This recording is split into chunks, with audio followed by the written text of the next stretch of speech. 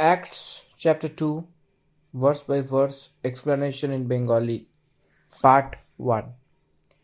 প্রেরিত পুস্তক তার দ্বিতীয় অধ্যায়ের বাংলাতে বিস্তারিত আমরা দেখব। তার প্রথম খণ্ড আমরা থেকে শুরু করি।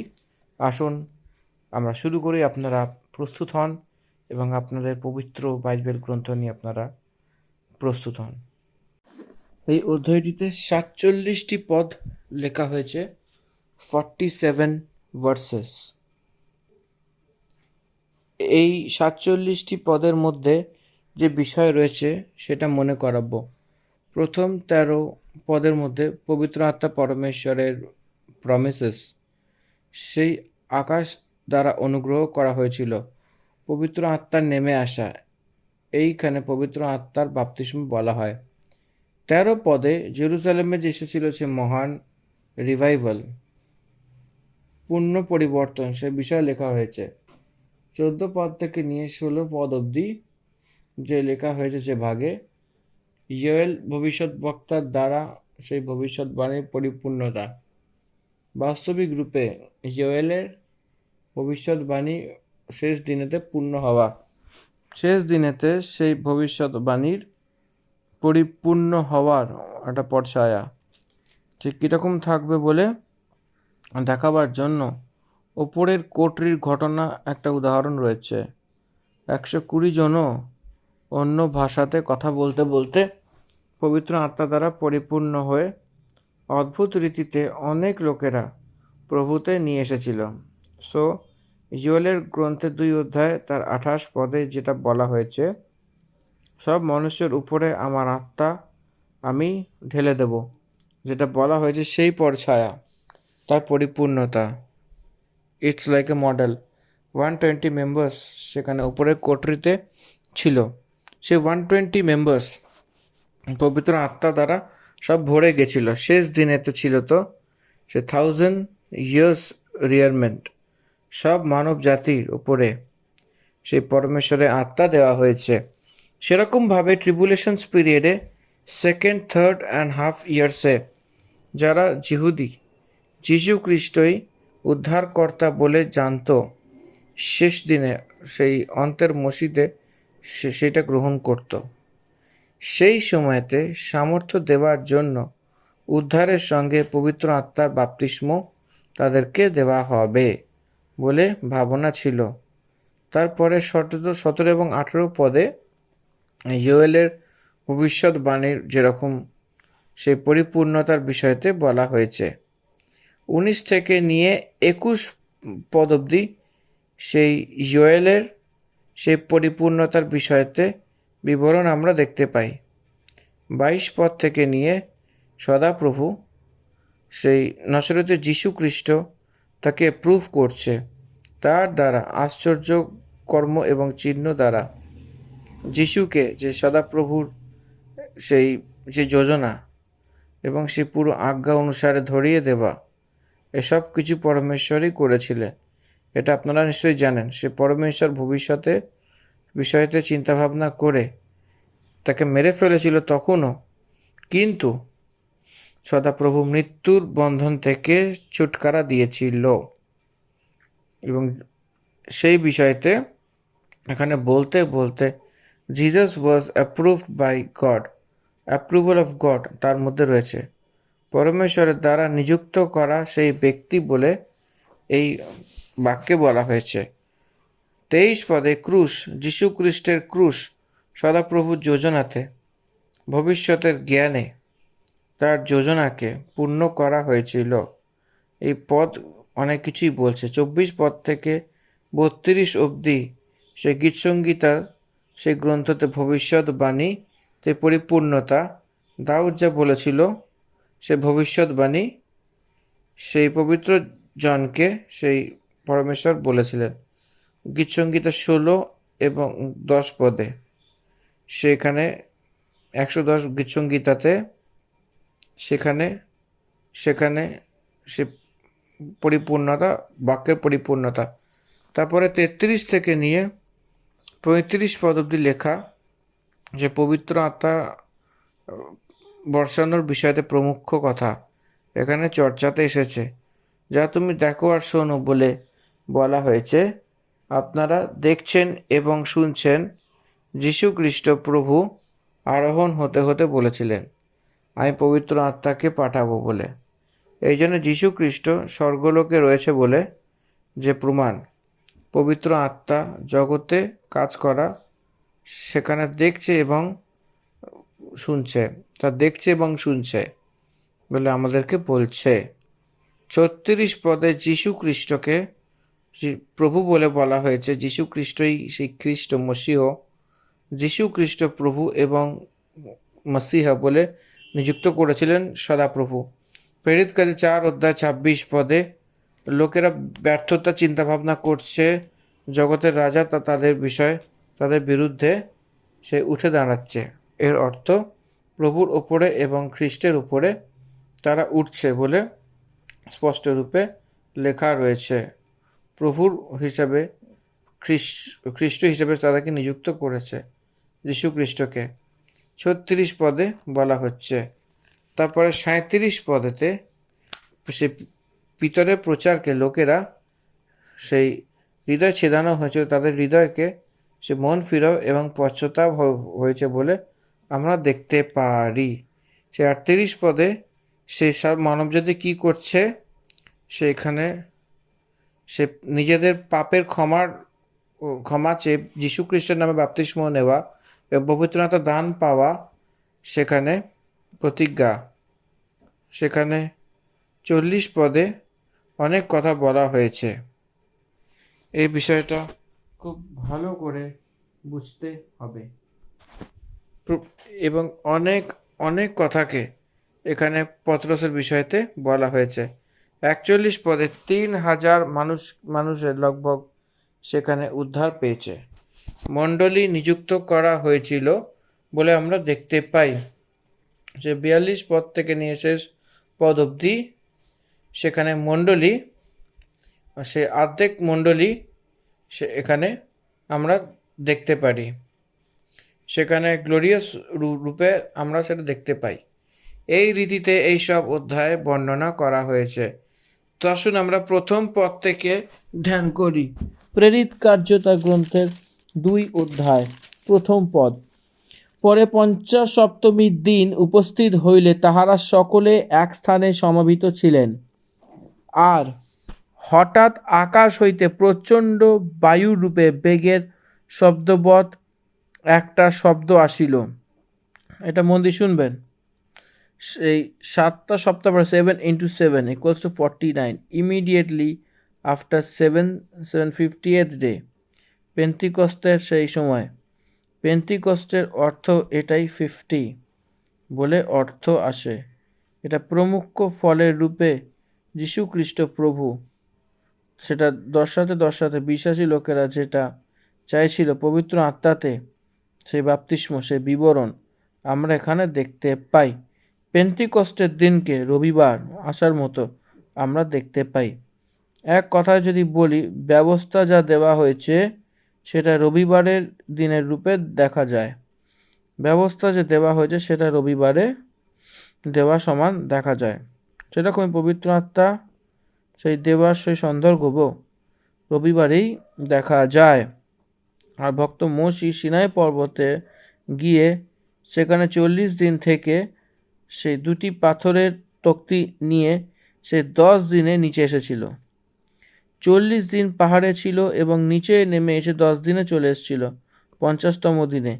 তো পাথরের সেই তক্তি 50th ডে দেওয়া হয়েছিল। সেরকমভাবেই পবিত্র আত্মা বর্ষাও, মানে ঢেলে দেওয়া পবিত্র আত্মা সদাপ্রভুকে দেওয়াও সে 50সপ্তম দিন 50th ডে রূপেই গণনা করা হয়েছে। কিন্তু এই পর্বকে আর একটা কথা রয়েছে, এই ইন গ্যাদারিং বলে, এর মানে সবাই একজোট হওয়া। এই ফেস্টিভ্যালে প্রত্যেকটা মানে একটা স্পেশাল এটাই যে আলাদা আলাদা প্রান্ততে থাকা জিহুদি এই যে পেন্টিকস্টের সেই তেওহারের সময় জেরুজালেমে সেই মন্দিরেতে সে একজোট করে, মানে ইন গ্যাদারিং ফেস্টিভ্যাল বলা হয়। সেখানে 15 দেশের প্রজারা ওখানে আসে। সেখানে প্রজারা একজোট হয়েছিল, কারণ নিস্তার পর্বতে তারা আসতো, পেন্টিকস্ট অব্দি তারা থাকতো, তারপরে তারা চলে যেত। সেখানে দুটো মেজর ফেস্টিভ্যালস সেখানে জিহুদিদের পুরুষ সবাইরা সেলিব্রেট করতো। পেন্টিকস্টের ফেস্টিভ্যাল এসেছে, এর অর্থ সব প্রজারা সব প্রান্ত থেকে এসে সব রোমান এম্পায়ার্সের সঙ্গে এসে জয়েন হয়েছিল। তো সব প্রজারা জয়েন হওয়ার সময় এই ঘটনাকে পবিত্র আত্মা পরমেশ্বর নিয়ে এসেছিল। এটাকে যদি আমরা চিনতে পারি সুসমাচারের একটা বড়ত্রির জন্য, বৃদ্ধির জন্য পরমেশ্বর যা নিযুক্ত করেছেন এক কার্য, সব লোকদের মাঝখানে পবিত্র আত্মা তার কার্য হওয়া, তার মধ্যে থেকে সব প্রজাদেরকে একটা চেঞ্জেস হওয়া এবং তাদেরকেও তার নিজেদের প্রান্তে গিয়ে এভাঞ্জেলিজম করা, এই রীতিতে থেকে আগের শতাব্দীতে সুসমাচার এবং খণ্ড খণ্ড দ্বারা পার করে সে এগিয়ে যাওয়া, সেটা আমরা অদ্ভুত রীতিতে দেখতে পাই। সেইখানে একটা আকাশ দ্বারা সেই সঞ্চনাট সে কি শব্দ হয়েছিল এবং সেখান থেকে সব ঘর যেখানে তারা বসেছিল সব ঘুরে গেছিল। এখানে প্রথম অধ্যায়তে 13 পদের মধ্যে জেরুজালেমে ওপরের এক আঠারিতে তারা যাওয়ার সময় একটা বিস্তারিত দেখা যায়। সেখানে 120 জন সেখানে এবং সে প্রেরিতরা ছিল বলে সেটাকে এখানে সেই ঘরের সমান কথা বলছে। এবং প্রেরিত কার্যের 2 অধ্যায়ের 2 পদে এরকমটি বলা হয়েছে যে আর তার থেকে সব ঘর যেখানে তারা বসেছিল বলে লেখা রয়েছে। এখানে গৃহ বলে বলা হয়েছে, সেখানে তো আঠারি বলা হয়েছিল প্রথম অধ্যায় 13 পদে। এখানে কোন স্থান বলে, এটা আলাদা আলাদা স্থান বলে বাইবেল পণ্ডিতরা বলেছিল। চাই যা কিছু হোক, তাদেরকে 10 দিন অবধি লাগাতার একই মন হয়ে চিত্ত করে প্রার্থনাতে লেগে থাকা। তারা প্রার্থনা করেছিল, এই জন্য পবিত্র আত্মা পরমেশ্বর দেওয়া হয়েছিল। ফ্যাক্ট সেখানে জানতে হবে, এটাকে মনে রাখতে হবে। পবিত্র আত্মা পরমেশ্বরের সেই ঢেলে দেওয়া সেই পবিত্রতাই, এটা প্রার্থনা করেছিল, প্রার্থনার কারণে সেই দেওয়া হয়েছিল এবং সেটা মিসগাইডে যাওয়া নয়, এটা আমাদেরকে শিখতে হবে। তার গৃহে এক এক আকাশ থেকে অনেক অন্ধি কোন সনসনাটে শব্দ হয়েছিল, কি আপনি ধ্যান দিচ্ছেন? এক শব্দ এসেছিল, সেই শব্দ কি জানেন? জিজ্ঞাসাবাদ করেন সেই শব্দ কোন রীতিতে হবে, বলে আকাশ থেকে অনেক বড় আন্ধি কোনো সনসনাটের শব্দ রয়েছে। সেখানে হাওয়া আসেনি, শব্দই এসেছিল। শেষের সেই আন্ধি কিসি মানে হাওয়ার মতো শব্দ, সেই সনসনাহাটের শব্দ, সেই শব্দ আন্ধি কীরকম ছিল, নাকি আন্ধি হাওয়া আসেনি। দেখুন, এক সামর্থ্যী হাওয়া, তার শব্দ পবিত্র আত্মার রূপে আমরা এখানে দেখতে পাই। সে আর যদি আপনি ধ্যান দেন, সে পুরাতন নিয়মে সিনাই পর্বতের উপরে তার শব্দ যে এসেছিল, সেই মেঘ গর্জানোর সময় সেরকম মসজিদ থেকে পূজার লোকদেরকে বলেছিল যে আপনি কথা বলুন, আমরা তো শুনতে পাবো না, যদি শুনবো তো মারা যাব বলে যে বলেছিল সে লোকেরা মসিকে। সেই সামর্থ্যী সেই সামর্থ্যী শব্দ তারপরে সেখানে সে পর্বতের পুরো আগুন দ্বারা মতো আমরা দেখতে পাই। এখানেও সে আগুন দ্বারা জিভ ফাটে, ফায়ার অ্যান্ড সাউন্ড, যেরকম সিনাই পর্বতের উপরে দেখা যেত যে ওল্ড টেস্টামেন্টের সিনাই পর্বতের উপরে, সেরকমভাবে নিউ টেস্টামেন্ট, এটা ওল্ড টেস্টামেন্ট ছিল, এটা নিউ টেস্টামেন্টের beginning. The new testament establish করার সময় এই রীতিতে পবিত্রতা পরমেশ্বর তাকে দর্শন দেওয়া আমরা দেখতে পাই। ইসরায়েলিদেরকে কোন রীতিতে সেই মেঘ গর্জানোর শব্দ দ্বারা, সেই আগুনের সন্দর্ভ দ্বারা তা সেখানে পাওয়া গেছিল, সেখানেও সেরকমভাবে এখানে সামর্থ্যী যে সে অন্ধি কৃষি যেই সনসনাহট সেই শব্দ, সেই শব্দ স্বর্গ থেকে নেমে আসার মতো আকাশ থেকে সেই সব ঘরে একদম গুঞ্জে গেছিল। সেই শব্দতে সেই সবাই সদাপ্রভুর আত্মা দ্বারা ভরে গেছিল, পবিত্র আত্মার বাপ্তিস্ম পাওয়ার মতো আমরা দেখতে পাই। তো সেখানে আর কি হয়েছিল বলে দেখতে গেলে তৃতীয় পদে আর তাদেরকে সেই সেই পারতে পারতে দেখা গেছিল। এটা পবিত্র আত্মা পরমেশ্বরের একটা চিহ্নের রূপে সেইখানে হরেকজনকে সেই হরেক প্রতি যে শব্দ আসে সেখানে আন্ডারলাইন করে নিন। হর এক, সবাই, অল 120, সেখানে মেল অ্যান্ড ফিমেল পবিত্র আত্মা দ্বারা ভরে গেছিল এবং সেখানে সে মূল নিয়েছিল। সেখানে সেই অন্য অন্য ভাষা বলতে লাগলো, তাদেরকে বলার জন্য সামর্থ্য দিয়েছিল। আর সেখানে পরমেশ্বরের আত্মা সেই সামর্থ্য পাবে। সেখানে এই বচন যদি চিনতে পারবেন তো কি হবে বলে দেখবেন তো বলবার সামর্থ্য দিয়েছিল, তাদেরকে দেওয়া হয়েছিল। They started speaking the word in all other languages. আলাদা আলাদা অন্য ভাষাতে তারা সদাপ্রভু বাক্য বলতে লাগলেন। Sign of the holy spirit, পবিত্র আত্মার একটা চিহ্ন এটাই, সামর্থ্য দ্বারা পরমেশ্বরের বাক্যকে প্রচার করা। অনেক সামর্থ্য দ্বারা পরমেশ্বরের বাক্যকে, ঈশ্বরের বাক্যকে প্রচার করা, পরমেশ্বরের বাক্যেও সেই গুপ্ত কথাকে প্রচার করা, এটাই হলো পবিত্র আত্মা পরমেশ্বর তার প্রতি আসার মতো তারা যে পেয়েছিল সেই সামর্থ্যই এটাই ছিল। তো আসুন আমরা পঞ্চম পদে যাই। আকাশের নিচে হরেক জাতির মধ্যে থেকে ভক্ত জিহুদি জেরুজালেমে ছিলেন।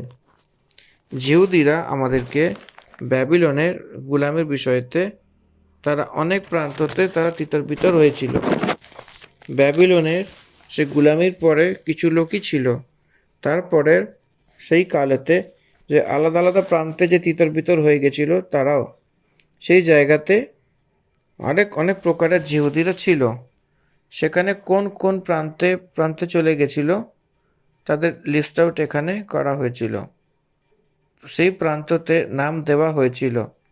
যেখানে থাকো সেই জিহুদিদেরকে, সে পুরুষ লোকেরা নিস্তার পর্বকে আর পেন্টিকস্টের তেওহারকে, এই দুটোকে, জেরুজালেমকে, সে মন্দিরে আসা, সে পরমেশ্বরের আজ্ঞাকে, সে আকাশের নিচে হরেক জাতি ভক্ত জিহুদি, সেখানে সে আকাশের নিচে হরেক জাতি, সেখানে একটা অর্থ রয়েছে। সেখানে ভিড় লেগে গেছিল আর লোকেরা ঘাবড়ে গেছিল। একটা বড় শব্দ হয়েছিল, এটাও আকাশের মধ্যে থেকে হয়েছিল। তখন সেই জায়গাতে শব্দ আসে, সেই জায়গাকার লোকেরা দৌড়ে গেছিল সেই ঘরের দিকে এবং ঘাবড়ে গেছিল এবং আরেকজনকে শোনা যেত যে আমারই কথাতে বলছে।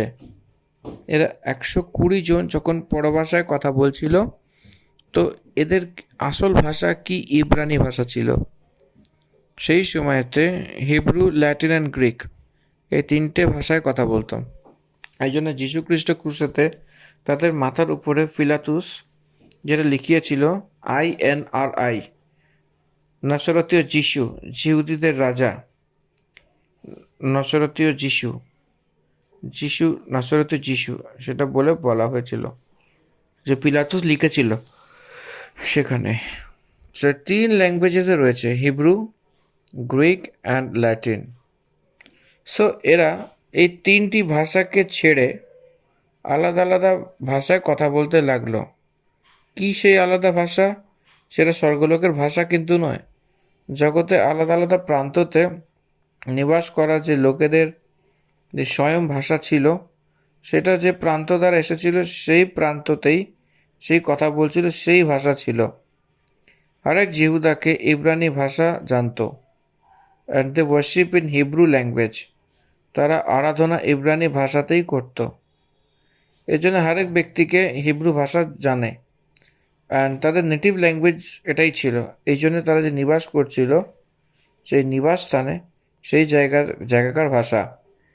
আলাদা আলাদা প্রান্তে যে থাকতে চলেছে সেই জিহুদি লোকেরা, তারা যেখানে যেখানে নিবাস করতো সেখানে সেখানে যে ভাষা, তখনও সেই ভাষাকে শোনেনি সেই লোকেরা, সেই প্রজা, সেই যে জিহুদি লোকেরা, অর্থাৎ 120 যে কেবল তাদেরকে ইব্রানি ভাষাই জানতো, তাদেরকে অন্য ভাষাতে অনেক স্পষ্ট রূপে সদাপ্রভুর কর্মকে অনেক স্পষ্ট রূপে বিবরণ দিয়েছিল।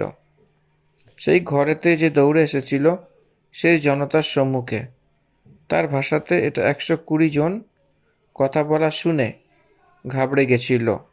তারা সবাই অবাক এবং আশ্চর্যিত হয়ে বলতে লাগলো, দেখো, এই যে বলছে, কি সব গলিলীয় নয়? এর মানে এখানে কার বিষয়ে কথা বলছে? 120 জনের কথা বলা হয়েছে। কি এই সবাই গলিলীয় নয়? তো কেন আমাদের মধ্যে থেকে আর একজন তার জন্মভূমির ভাষা শোনে? এখানে যে শোনে, যে পাশে কোয়েশ্চেন মার্কের চিহ্ন যে রয়েছে, জিজ্ঞাসার চিহ্ন, এখানে আমি একটা চিন্তা ভাবনা করছি, আমি আপনাকে বলবো শুনুন। ইসরায়েলি যাত্রাতে যে 40 বছরের সেই কানানের যাত্রাতে মান্না বর্ষেছিল, আকাশের মধ্যে থেকে যখন মান্না পড়েছিল, হোয়াট ইজ দিস, এটা কি বলে জিজ্ঞাসাবাদ করেছিল জিহুদি লোকেরা, ইসরায়েলিরা। এটা কি বলেছিল, তো মনহুকে মান্না বলে জিজ্ঞাসাবাদ করেছিল। মান্না মানে এটা কি বলে অর্থ আসে, আকাশের মধ্যে থেকে বর্ষানো পরমেশ্বরের অর্থাৎ স্বর্গদূতের সে ভোজনকে মান্না বলেছিল। সে কি বলেছিল সেখানে? সেই স্বর্গলোকের মান্না। এখানে যীশু খ্রিস্টের বচনকে, সে মান্নাকে নিরন্তর সেই জীবিত রাখা, সেই উদ্ধারের বাক্যকে 120 জন তাদেরকে প্রচার করেছিল। এটা কি বলে অবাক হবা এবং আশ্চর্যিত হবা আমরা দেখতে পাই। তারপরে 9 পদ থেকে নিয়ে 12 পদ অবধি কোন কোন প্রান্তের লোকেরা ছিল এখানে বলতে বলতে এসেছে। আসুন দেখি, আসুন আমরা 9 পদ পড়ি। পার্থীয়, মাদীয় ও এলোমীয় লোক এবং মেসোপটেমিয়া, জিহুদিয়া ও কাপাদোকিয়া, পন্ত ও আসিয়া, ফরুগিয়া ও পাম্পুলিয়া, মিশর এবং লুবিয়া দেশস্থ, কুরিনির নিকটবর্তী অঞ্চল লনিবাসী এবং প্রবাসকারী রোমীয়, কি জিহুদি ধর্মাবলম্বী লোক এবং তৃতীয় ও আরবীয় লোক, যে আমরা আমাদের নিজ নিজ ভাষায় উপদিগকে ঈশ্বরের মহৎ মহৎ কর্মের কথা বলিতে শুনিতেছি। তার নিজের ভাষাতে আন্ডারলাইন করবেন, রাউন্ড আপ করে নেবেন। তার নিজেদের ভাষাতে মানে পর ভাষাতে, মানে সে অন্যের ভাষাতে কথা বলতে হবে। এটাকে ছেড়ে যা চায় সেটা শব্দ করা, অন্য ভাষা বলা যাবে না। তার সদাপ্রভুর বড় বড় কার্যের চর্চা শোনায়। যীশুখ্রিস্ট যে জগতে উনি জীবনযাপন করতেন, পবিত্র আত্মা যখন নেমে এসেছিলেন, তো আমার কথাকে প্রচার করবেন বলে বলেছিল। পবিত্র আত্মা আমার বিষয়তে প্রচার করবেন বলে বলেছিল। যীশুখ্রিস্ট কথা বলার সময়তে যখন আমি যে কথা বলছি আমার পিতার কথা বলেই বলেছিল। এই জন্য পরমেশ্বরের কথা এবং যীশুখ্রিস্টের কথাকে নিয়ে পবিত্র আত্মা পরমেশ্বর সেই প্রজাকে শোনা যাচ্ছিল। পরমেশ্বরের মহান কার্যকে সে বিবরণ দিয়েছিল। পরমেশ্বরের মহান কার্য কি? পরমেশ্বরের যোজনা, পরিপূর্ণতা, উদ্ধার এবং সুসমাচার, এটাই পরমেশ্বরের যোজনা, এবং সেটা পূর্ণ হয়েছিল এখানে। আর সে তারা চকিত হয়েছিল এবং ঘাবড়ে গিয়ে এক অন্যকে বলতে লাগলো যে কি হচ্ছে এটা বলে এক অপরকে জিজ্ঞাসাবাদ করতে লাগলো। এটা চকিত কি, এটা কি আছে বলে এক অন্যকে কথা বলতে লাগছিল। কিন্তু অন্যেরা সেই ঠাট্টা করে বলল, তারা তো নতুন মদিরার নেশায় চুর হয়ে গেছে বলে বলেছিল। যে কথা যে বুঝতে পারছে না, তারা বলতে লাগলো এরা নতুন মদিরা নেশায় রয়েছে, তারা মজা উড়িয়েছিল। দেন আর্লি মর্নিং সেটা সম্ভব হয়েছিল। আশা করি এটা বুঝতে পেরেছেন, কারণ এর মধ্যে অনেক বিশেষ ভূমিকা কিন্তু বলা হয়েছে। প্রতিটা বিষয় এখানে গভীরভাবে বলা হয়েছে। আশা করি এগুলো আপনারা আন্ডারলাইন করছেন।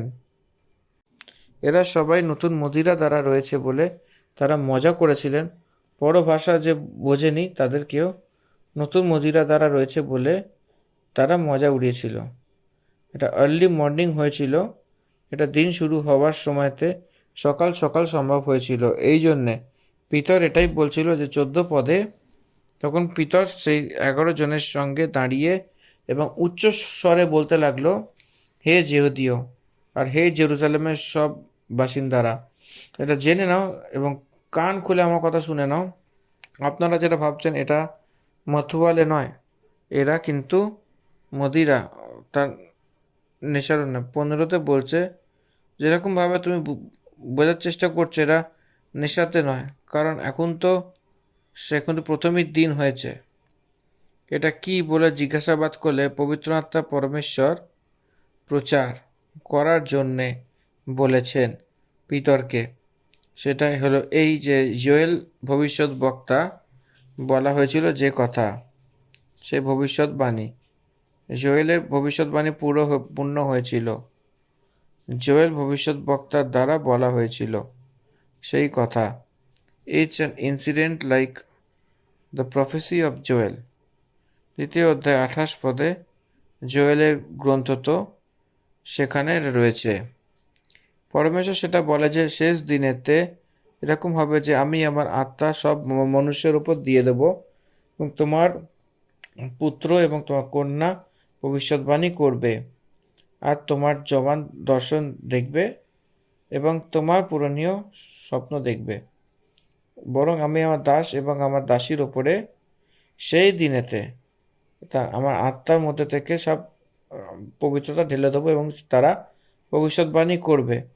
আর আমি আকাশে অদ্ভুত কার্য এবং নিচে জগতের চিহ্ন, অর্থাৎ লৌহ এবং আগুন এবং ধোঁয়ার মেঘ দেখাবো। প্রভুর মহান এবং তেজস্বী দিন আসার আগেই সূর্য অন্ধকার এবং চাঁদ লৌহ দ্বারা হয়ে যাবে, আর যে কেউ প্রভুর নাম নেবে সে উদ্ধার পাবে। দেখুন এখানে 19 পদ থেকে নিয়ে 21 পদ অবধি যে বাক্য রয়েছে যীশু খ্রিস্টের দ্বিতীয় আগমনের বিষয়ে বলা হয়েছে। তার আসার আগে থেকেই যেটা হতে যাওয়া এই জগতে, সেই 7টি কষ্টের সেই 7 পরীক্ষা, সেটার সেই সময় বলা হয়েছে। তারপরে 1000 বছরের পালনের বিষয়তে বলা হয়েছে। যারা প্রভুর ওপর বিশ্বাস রাখে, প্রার্থনা করে, তারা উদ্ধার পাবে। তারা 1000 বছরের পালনে সেখানে হিস্যতে আসবে বলে পরমেশ্বর যা বলেছেন সেই কথা এখানে মনে করাচ্ছে। তারপরে আসুন 22 পদ থেকে দেখি, হে ইসরায়েলিরা এই কথাটা শোনো। নসরতে যিশু এক অদ্ভুত মানুষ ছিলেন, যে পরমেশ্বরের দিক থেকে হওয়া একটা প্রমাণ, সেই সামর্থ্যের কারণ এবং আশ্চর্যের কার্য এবং চিহ্ন দ্বারা প্রকট হয়েছে, যে পরমেশ্বর তোমার মাঝখানে তার দ্বারা করে দেখিয়েছেন, যাকে তুমি নিজেই জানো। সেখানে যারা ছিল তারা, সেই প্রজারা এটাই জানে যে নসরতে যিশু এক মনুষ্য ছিল, যাকে পরমেশ্বরের দিক থেকে হওয়া একটা প্রমাণ, সেই সামর্থ্যের কার্য এবং আশ্চর্য কার্য এবং চিহ্ন দ্বারা প্রকট করেছিল, যে সদাপ্রভু তোমাদের মাঝখানে তার দ্বারা দেখিয়েছেন, যাকে তুমি নিজেও জানো। এসব কার্য সদাপ্রভুকে ছেড়ে আর কেউ করতে পারত না। যে মারা গেছিলেন তাকে আবার জীবিত করা, যে জন্ম থেকে অন্ধ ছিল তাকে চোখ প্রদান করা, সে কুষ্ঠ ব্যক্তিকে সুস্থ করা, সেই সব আশ্চর্য কার্যকে সদাপ্রভুর হাত সঙ্গে না থাকে তো কেউই করতে পারবে না বলে সেই সময়তে প্রজাদেরকে এরমভাবেই বলে দিত। এই জন্য সেই বিষয়কে আবার মনে করাচ্ছিল কি, যে যীশু খ্রিস্টের দ্বারা সব চিহ্ন যা হয়েছিল, প্রকট হয়েছিল, আশ্চর্য কার্য যা প্রকট হয়েছিল, যা তোমার মাঝখানে তোমার মধ্যে হয়েছে, সদাপ্রভু তাদের দ্বারা এই সব কিছু কার্য করেছিল, যাকে তুমি নিজেই জানো। এই সত্য আগে থেকেই আপনি জানেন। সেই যিশুকে যে সদাপ্রভুর করা সেই যোজনা এবং পূর্ব জ্ঞানের অনুসার ধরিয়ে দেওয়া হয়েছিল, তুমি সে অধর্মের হাত দ্বারা সে ক্রুশে চড়িয়ে তাকে মেরে ফেলেছিলে।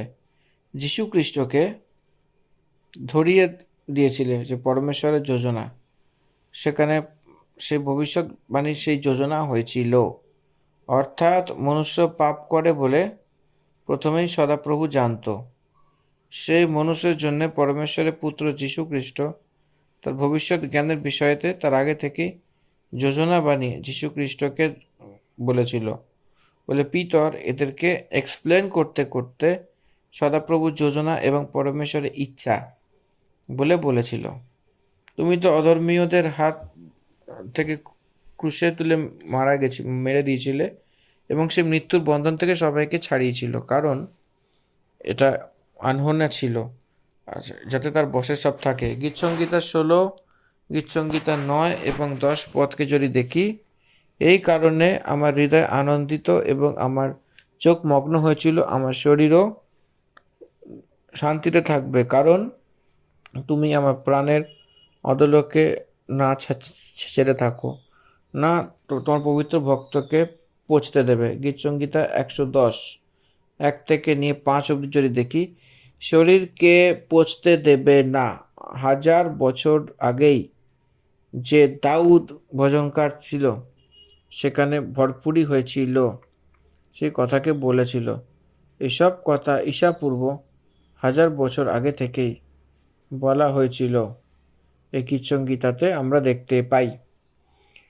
25 পদ প্রেরিত কার্যে সেখানে দাউদ তার বিষয়ে বলেছিল যে আমি প্রভুকে সর্বদা আমার সামনে দেখি, কারণ সে আমার ডান দিকে রয়েছে।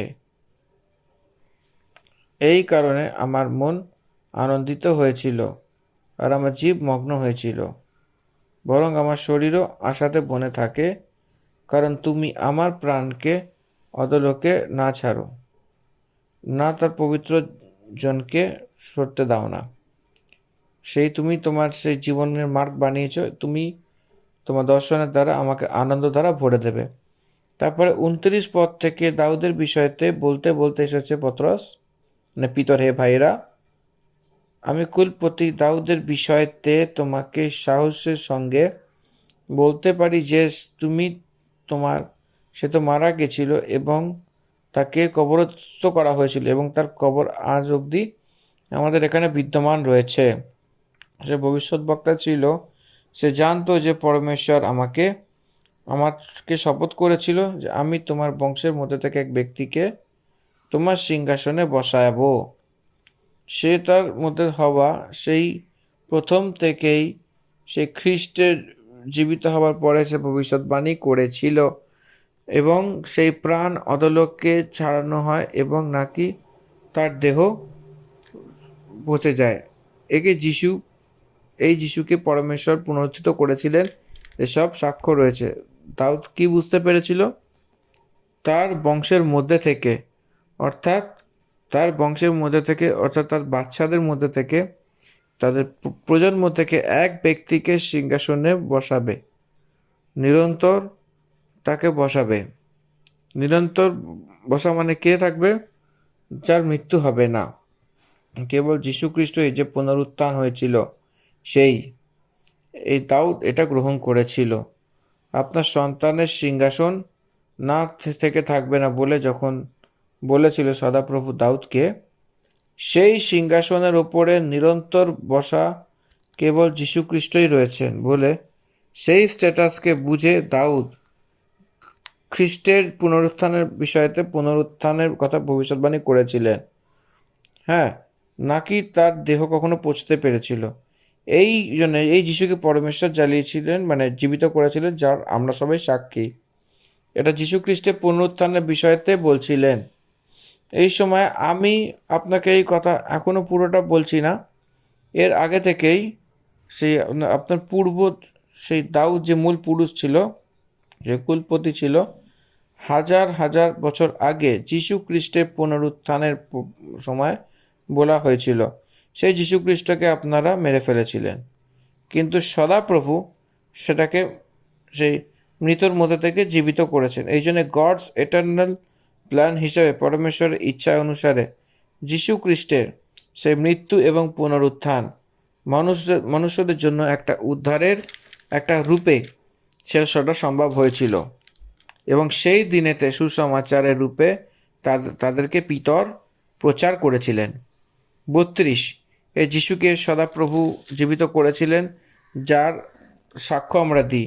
সেই 120 জন পুনরুত্থান হওয়া যে যীশু খ্রিস্ট আরোহণ হওয়ার সময় সেই সবাইকে দেখেছিল, সে একদম উচিত সাক্ষ্য ছিল। এই জন্যে আমরা তার সাক্ষ্য রূপে বলি। এইটাই শুধু নয়, পবিত্র আত্মা পরমেশ্বরও সাক্ষ্য রয়েছে।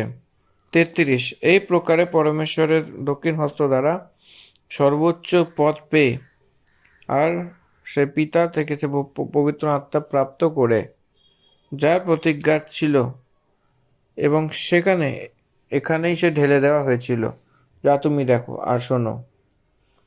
আমাদের মধ্যে থেকে আপনারা দেখছেন অন্যান্য পরভাষা কথা বলতে, এই পবিত্র আত্মার দেওয়া আশীর্বাদ, এটাই হলো যীশু খ্রিস্ট স্বর্গে রয়েছে বলে আপনি বুঝতে পারবেন। স্বর্গলোকে যীশু খ্রিস্টকে তাকে অ্যাকসেপ্ট করার পরে পবিত্র আত্মা পরমেশ্বরকে সে পাঠাবেন বলে বলেছিল। আপনারা সেটাকে তখন নিজের চোখ দ্বারা দেখতে পাবেন এবং আপনার কান দ্বারা শুনতে পাবেন। দিস ইজ দ্য প্রুফ, এটাই আপনার প্রমাণ। কারণ দাউদ তো স্বর্গে যায়নি, কিন্তু তাও বলে যে প্রভু আমার প্রভুকে বলেছেন আমার দক্ষিণ হস্তে বসো। প্রভু আমার প্রভুকে বলেছে আমার দক্ষিণ হস্তে বসো, অর্থাৎ এখন ইসরায়েলের সব ঘরানোর নিশ্চয় রূপ দ্বারা সে জেনে নাও যে পরমেশ্বর সেই যিশুকে যাকে তুমি ক্রুশে দিয়েছিলে, প্রভুও তাকে পুনরুত্থিত করেছেন। এই জন্য এখানে ধ্যান দেবেন। তো দাউদ পুত্রকে প্রভু বলে কি করে ডাকবে? তার সন্তানকে প্রভু বলে কি করে ডাকবে? এই জন্য যীশু খ্রিস্টকে সে পুনরুত্থিত করে যখন পুনরুত্থান হয়েছে জানা গেছে, সেটা জেনে সেটাকে প্রভুর রূপে দাউদ বলেছেন। এখন আপনারা বলা এবং আশ্চর্যীয় কথা নয়, 1000 বছর আগেই দাউদ সেখানে ডেকেছিল, এটা তাদেরকে কনভিন্স করা হয়েছিল। ইসরায়েল লোকেরা এখানে নিশ্চয়ই জানতে হবে যে পত্রস সেই অনেক খুলেআম এটা নিশ্চয় জোর লাগিয়ে এ বিষয়কে বলেছিল, এর দ্বারা সুসমাচার শুনিয়েছিল। 1000 বছর আগে দাউদ কোন এক্সপেকটেশনস করেছিল, আজকে সেটাই আপনার চোখের সামনে হয়েছিল বলতে বলতে এই কথা শুনে তারা তাদের হৃদয়েতে সেই ছিদ্র হয়ে গেছিল, এবং তাদেরকেও একটা চাকু দেওয়ার মতো সেই বচন চলে গেছিল। এটাই হলো এফেক্ট। পবিত্র আত্মা পরমেশ্বর যখন আপনার জীবনে আসে তখন কি হয় জানেন? আপনার পাপকে কবুল করার মন হয়। জগতের বিষয়, পাপের বিষয়তে, বিচারের বিষয়তে পবিত্র আত্মা পরমেশ্বর কবুল করাবেন। তাদের হৃদয়ে ছিদ্র হয়ে গেছিল, এবং পত্রস তাদেরকে শেষ প্রেরিতদেরকে জিজ্ঞাসাবাদ করতে লাগলো, এ ভাইয়েরা আমরা কি করি? মানে তারা মানতে লাগলো যে প্রভুকে অঙ্গীকার করছিল। পত্রস তারা এবং বাকি চেলা লোকদেরকে জিজ্ঞাসাবাদ করতে লাগলো। The holy spirit god convincing the people. পবিত্র আত্মা পরমেশ্বর তার দাসের দ্বারা, সেই বাক্য দ্বারাই, সেই সপা শুধু নয়, সেই বচনের দ্বারা লোক কবুল করার মতনই, অধীন হওয়ার মতনই গ্রহণ করে, এবং তারা উত্তর দেওয়ার মতন তাদেরকে পরমেশ্বর তার কার্যকে পুরো করেছিলেন বলে আমরা এখানে বুঝতে পারি। পিতর এবং শেষ প্রেরিতদেরকে যখন জিজ্ঞাসাবাদ করতে লাগলো, ভাইয়েরা আমরা কি করব, তখন পিতর বলছে মন ফেরাও, পশ্চাতাপ করো, পাপের ক্ষমার জন্য তোমাদের মধ্যে আরেকজন নিজের পাপের ক্ষমার জন্য যীশু খ্রিস্টের নামে বাপ্তিস্ম নাও। তোমাদের মধ্যে আরেক পাপের ক্ষমার জন্য যীশু খ্রিস্টের নামে বাপ্তিস্ম নাও, যে তুমি পবিত্র আত্মার দান পাবে। যারা যীশু খ্রিস্টের নাম দ্বারা বাপ্তিস্ম নেবে, সেই নামের প্রতি বিশ্বাস করবে, সেই সব লোকদেরকে পবিত্র আত্মার দান পাওয়া যাবে। পবিত্র আত্মা পরমেশ্বর একটা বরদানের রূপে, সেটা সব বিশ্বাস করে বাপ্তিস্ম নেয়, তারা পাবে। যারা বিশ্বাস করে তারা সবাই এই বাধার রূপে এখানে দেওয়া হয়েছে, কারণ এখানে প্রতিজ্ঞা তো সেই তোমার সঙ্গে এবং সেই সব দূর দূরের লোকেদের জন্য রয়েছে, যাকে প্রভু আমাদের পরমেশ্বর তার কাছে ডাকবেন। এর মানে অন্যজন তারা পবিত্র আত্মার দান পাবে বলে পিতর এখানে তার নিজের ব্যক্তিগত রূপে গ্রহণ তো করতে পারেনি, কিন্তু তার মুখ দ্বারা সে সুসমাচারকে পবিত্র আত্মার দ্বারা প্রচার করেছিল। প্রেরিত কার্যে 10 অধ্যায়তে কর্নেলিয়াসের সেই ঘটনা অবধি পিতরকে সেটা চকিত লেগেছিল অন্য লোকদেরকে পবিত্র আত্মা পরমেশ্বর অনুগ্রহ প্রদান করার বিষয়তে। কিন্তু এখানে তো প্রচার করেছিল যে তোমার সন্তানেরা এবং সবাই, এখানে একটা বিস্তারিত কিন্তু একটা ভূমিকা আমরা দেখতে পাই। এই ভূমিকার মধ্যে কিন্তু অনেক কিছু বিষয় রয়েছে। পিতরও সেটা আশ্চর্য লেগেছিল অন্য লোকদেরকে পবিত্র আত্মা অনুগ্রহ প্রদান করার বিষয়তে। তো কিন্তু এখানে সেই প্রচার করেছিল যে কাকে, তোমার সন্তানেরা এবং সে সব দূর দূরের লোকদেরকে, হরেক ব্যক্তি যে বিশ্বাস করে সেখানে সে উদ্ধারের জন্য যে মন ফেরাও আর নিরন্তর থাকা সেই জীবন, অর্থাৎ অনন্ত জীবনের এবং পবিত্র আত্মা তার বরদান নিশ্চয়ই প্রদান করা হবে বলে প্রতিজ্ঞা এখানে রয়েছে। সে অনেক বিষয়ে সাক্ষ্য দিয়ে বুঝিয়েছিল যে তার নিজেকে এই স্টেডি জাতি দ্বারা বাঁচাও। তার নোটিশে যেটা ছিল সেটা অনেক কথা সেই চর্চা করে তাদেরকে কবুল করিয়েছিল পতরসজি। এটাও বলেছিল যে তাকে একটা স্টেডি জাতি থেকে বাঁচাও। এই প্রজন্মতে সব লোকেরা, সব ট্যারা লোকেদের কথা বলা হয়েছে বেসিক্যালি। এবং যিশুকে ক্রুশে চড়ানোর সময় সে কি প্রচার করেছিল জানেন? সে পাপ আমাদের উপর এবং আমাদের বাচ্চাদের উপরে, সন্তানদের উপর থাকবে বলে বলা সেই মূর্খতা সে স্টেরি জাতিতে রয়েছে। এই জন্য সে মূর্খ লোকদের থেকে আলাদা থাকো। জেরুজালেমে অনেক জনতা রয়েছে, সেখানে 3000 মানুষ লগভগ সেখানে উদ্ধার পেয়েছিল, আলাদা হয়েছিল, আর মণ্ডলীর রূপে তাদেরকে বাপ্তিস্ম নিয়ে তাদেরকে নিযুক্ত করা হয়েছিল। তথা যারা সেই বাক্য গ্রহণ করেছিল তারা বাপ্তিস্ম নিয়েছিল। বাপ্তিস্ম কে পাবে? কাকে পেতে হয় বাপ্তিস্ম? বাক্যকে গ্রহণ করা লোকেরাই বাপ্তিস্ম পাবে। কি সেই বাক্য? যীশু খ্রিস্টই প্রভু এবং পরমেশ্বর পাপের পরিহার অর্থাৎ পাপের প্রায়শ্চিত্তের নিমিত্ত জগতে পাঠিয়ে মানুষের পাপের প্রায়শ্চিত্ত করেছিলেন। এই জন্য যীশু খ্রিস্টের উপর বিশ্বাসের দ্বারা উদ্ধার বলে যে বাক্য যারা বিশ্বাস করে তারা বাপ্তিস্মতে সামিল হওয়া। বাপ্তিস্ম বাঁচায় শুধু নয়, বিশ্বাস বাঁচায়। বাপ্তিস্ম বাইরের একটা চিহ্নের রূপে তাদেরকে মণ্ডলীতে সেই জোড়ার জন্য সেই জারি করা এক রীতি রয়েছে, এক রিচুয়াল রয়েছে। সেই দিন লমসম 3000 লোক জুড়েছিল। সেই দিন 3000 মনুষ্যর লগভগ সেখানে পাওয়া গেছিল, মণ্ডলী শুরু হয়েছিল। পবিত্র আত্মা পরমেশ্বরের একটা ভরপুরির কারণে মণ্ডলী সেই রূপে, মহিমার রূপে সেখানে রেডি হয়েছিল। 43 পদ থেকে সেই পদের মাঝখানে, এবং সবার উপরে ভয় ছেয়ে গেছিল। সবাই সেখানে কাঁপতে লাগছিল যে প্রথম আদি মণ্ডলী এবং আদি প্রেরিতদেরকে দেখে, কারণ অনেকে অদ্ভুত কার্য সেখানে দেখে প্রকট হতো, আর সব বিশ্বাস যারা করত তারা একজোট হয়ে থাকতো। বিশ্বাস করা সেই ভিতরে এত বদলাভ এসেছিল যে এক্ষণে সেই ধন সম্পত্তির ওপরে সেই একটা লোভ শেষ হয়ে গেছিল। বিশ্বাস করা লোকেরা সবাই একজোট হয়ে তার সব বস্তু সেই সাজতে নিয়েছিল। সে তার নিজের সম্পত্তি সম্মান বিক্রি বাট্টা করে যাকে যেখানে আবশ্যকতা হতো সে ভাগ করে দিত। যারা যাকে যাকে ধার রয়েছে তারা সেটা পূর্ণ করত একজোট হয়ে একতাতে। পরমেশ্বরের প্রেমের সেই নির্ধারিত শুরু হলো। আদি মণ্ডলীতে আমরা বুঝতে পারি এটা। একই প্রেম তাদের মধ্যে থেকে হচ্ছে বলে আমরা এটা বুঝতে পারি। সে প্রতিদিন এক মন হয়ে মন্দিরে একজোট হতো। মন্দিরে পরমেশ্বর নেই বলে তারা জানতো, কিন্তু মন্দিরে তারা সঙ্গতির জন্য একজোট হতো আর ঘরে ঘরে রুটি ভেঙে আনন্দ এবং মনের সেই সততা দ্বারা ভোজন করত। আনন্দ এবং মনের সততা দ্বারা ভোজন করত। তার আনন্দ দ্বারা ভরে গেছিল, তাদের মন সোজাসাপটা ছিল। সব মানুষের উপরে দয়া দেখানো একটা দয়ার গুণ পেয়ে তারা জীবনযাপন করত।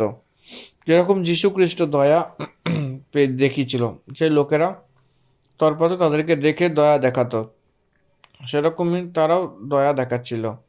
হি sacrifice their money, the whole world of the money part. This people sacrificed the money. সব জগৎ সে টাকা পয়সাকে ভালোবেসে লেগে থাকতো। এরা মনুষ্যকে ভালোবাসত এবং সেই ধনসম্পত্তিকে ত্যাগ করে সেই ধনসম্পত্তি দ্বারা সেই সব কিছু পূর্ণ করতো, মানুষকে কামানোর জন্য বেরিয়েছিল। এই জন্য লুক লিখিত সুসমাচার 5 অধ্যায়তে তোমাকে সেই মানুষ ধরানো শেখাবো, সদাপ্রভু বলেছেন। সেই প্রমিস এখানে পূর্ণ করেছে। পরমেশ্বরের হিম্মত দ্বারা পিতরের প্রচারে সুসমাচারে 3,000 লোক মন ফিরিয়েছিল, বাপ্তিস্ম নিয়েছিল, প্রভুর মণ্ডলীতে জুড়েছিল। সে সবাইকে তার চিন্তাভাবনা বদলে গেছিল। সে জগতের চিন্তাভাবনা ছেড়ে দিয়েছিল, প্রভুর ক্রমে এসে গেছিল, পাপকে ছেড়ে দিয়েছিল, প্রেম ধারণ করেছিল, মনুষ্যকে ভালোবাসা শুরু করেছিল, দয়া দেখানো প্রারম্ভ করেছিল। আর সদাপ্রভু স্তুতি করত আর সবাই তার প্রতি প্রসন্ন ছিল। আর যে উদ্ধার পেত তাকে প্রভু প্রতিদিন মিলিয়ে দিত। Everyday new join in apostolic church, সে প্রেরিতের মণ্ডলী যে শুরু করেছিল। দিনভর দিন নতুন নতুন প্রজা জুটতে আসতো। প্রিয় ভাই বোনেরা, কত জাগরুকতা! প্রথম শতাব্দীর প্রথম প্রেরিতের মণ্ডলীকে আমরা দেখেছি। আশ্চম্বিত লাগতো। তারপরে কেউই দাঁড়াতে পারতো না। দাঁড়াবার জন্য একটা ভয় থাকতো, ভয় ছেয়ে গেছিল, কারণ তারা আশ্চর্য কর্ম করছিল, প্রেরিতের কার্য ওয়ান্ডার্স করছিল। একদিন পতরস যখন চলছিল, তখন তার পর্ছা যখন পড়ছিল, তখন সে চাঙ্গাই পাচ্ছিল। তো এটাই দেখে কতজন ভয় পেয়ে গেছিল লোকেরা। একবার ভাবুন সবাই, কত সামর্থ্য সুসমাচার প্রচার হয়েছিল। আজকে আমরা দুর্বলের রূপে ছিলাম। পবিত্র আত্মা পরমেশ্বর আমাদেরকে প্রদান করার সত্ত্বেও আমরা দুর্বলের রূপে থাকার কারণ কি? আমরা নিজেকে সেই যাচনা করেছি। সেই দিনে হার দিন করে উদ্ধার পাওয়া মণ্ডলী বাড়তেই থাকে। প্রিয় পরমেশ্বরের সন্তানেরা, সেই প্রকারের অনুভব আপনাদের জীবনে হওয়া উচিত। সেই প্রকারের রিয়েল কমিটমেন্ট, স্যাক্রিফিশিয়াল ফেইথ আমাদের মধ্যে আসা উচিত। এই জন্যে 2য় অধ্যায় যখন পুরো আমরা দেখছি, পবিত্র আত্মার সেই ভরপুরি এবং পবিত্র আত্মার সেই পবিত্রতা, সেই মণ্ডলী নিযুক্ত করা হওয়া মণ্ডলী অনেক প্রভাবশালী হয়ে সুসমাচারকে প্রচার করে আমাদেরকে দেখাচ্ছে। পরমেশ্বরের আত্মা দ্বারা, সামর্থ্য দ্বারা সে ভরপুরি হয়ে তারা সুসমাচারের যাত্রাকে শুরু করেছিল। 2য় অধ্যায় আমরা এখানেই সমাপ্ত করছি। ধন্যবাদ। আমেন। ঈশ্বর আপনাদের সকলকে আশীর্বাদ করুক। The end of chapter 2 of the book of Acts. Thank you. Amen.